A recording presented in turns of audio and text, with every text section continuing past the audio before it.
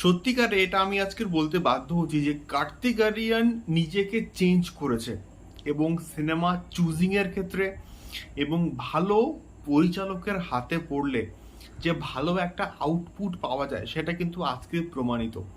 Hello guys, আমি Deep and welcome back to my channel Deep exclusive. So এখন আমি এই ভিডিওর মধ্যে কথা বলবো চান্দু চ্যাম্পিয়নের অফিসিয়াল ট্রেলারকে নিয়ে, এবং এটা কিন্তু আজকে কিছুক্ষণ আগে ড্রপ করা হয়েছে। সো কেমন হলো এই ট্রেলারটা?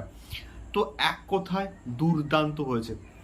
এবং এখানে কার্তিক আরিয়ানকে কবির খান যেভাবে প্রেজেন্ট করেছে না, সত্যি বলতে লাইক নেভার সিন বিফোর একটা অবতার আমরা কিন্তু দেখতে পাচ্ছি এখানে কার্তিক আরিয়ানকে, এবং তার এখানে অ্যাপ্রোচ।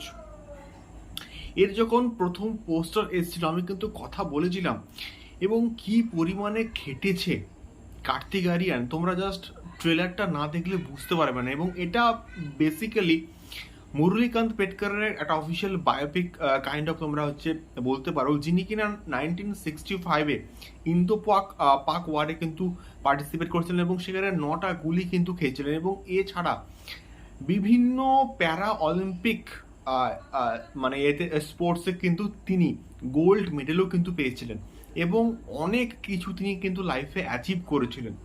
তোমরা অবশ্যই পড়ো, আমি একটা আর্টিকেল পড়লাম তার লাইফ সম্বন্ধে, এবং সত্যি বলতে ভীষণ ইন্সপিরেশন কিন্তু আমি পেয়েছি এই পার্টিকুলার আর্টিকেলটা পড়ে। এবং এইরকম ক্যারেক্টার, এইরকম চরিত্রের উপর বায়োপিক হওয়াটা কিন্তু প্রচণ্ড দরকার, যেগুলো সাধারণ মানুষকে, ইয়াং অডিয়েন্সকে ইন্সপায়ার করবে। যাকে ছোটবেলায় সবাই মজা করতো, খিল্লি করতো, সে পরবর্তীকালে যখন বড় হয়ে একটা বিরাট কিছু অ্যাচিভ করে না, তখন সেটা সত্যি বলতে গর্বের বিষয় বস্তু কিন্তু হয়ে দাঁড়ায়। তো এইখানে কার্তিক আরিয়ান যেভাবে ক্যারেক্টারটার মধ্যে ঢুকেছে, ক্যারেক্টারটার মধ্যে বেঁচেছে, সেটা সত্যি বলতে ব্যাপক। এবং এখানে একটানা কিন্তু প্রায় 8 মিনিটের একটানা অ্যাকশন সিকোয়েন্সেস কিন্তু থাকতে চলেছে, এবং সেই অ্যাকশন সিকোয়েন্সেসটা গ্র্যান্ড স্কেলে কিন্তু মোটামুটি শ্যুট করা হয়েছে। এবং এটা আমরা ছবিটার যেটুকু পোর্শন দেখতে পাচ্ছি ওয়ার সিকোয়েন্সের, এটা দেখে আমরা কিন্তু স্পষ্ট।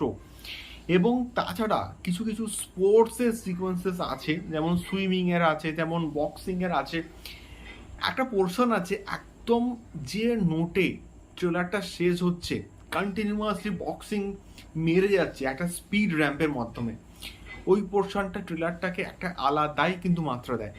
এবং যখন বলছে যে আমি প্রেসিডেন্টের বিরুদ্ধে একটা কেস করব, ওই পোর্শনটাও কিন্তু দুর্দান্ত। এবং ট্রেলারটার ব্যাকগ্রাউন্ড স্কোরের কাজ চরম লেভেলের কিন্তু হয়েছে। দুর্দান্ত মেকিং, দুর্দান্ত ওয়েল এডিটেড একটা ট্রেলার। এবং ট্রেলারটাকে হয়তো একটু স্ট্রেচি করে লম্বা করা হয়েছে, কিন্তু তা সত্ত্বেও আমি বলবো যে এই ট্রেলারটা দেখে আমার একটা মন ছুঁয়ে গেছে। এমন একটা কিন্তু ট্রেলার হয়েছে চান্দু চ্যাম্পিয়নের।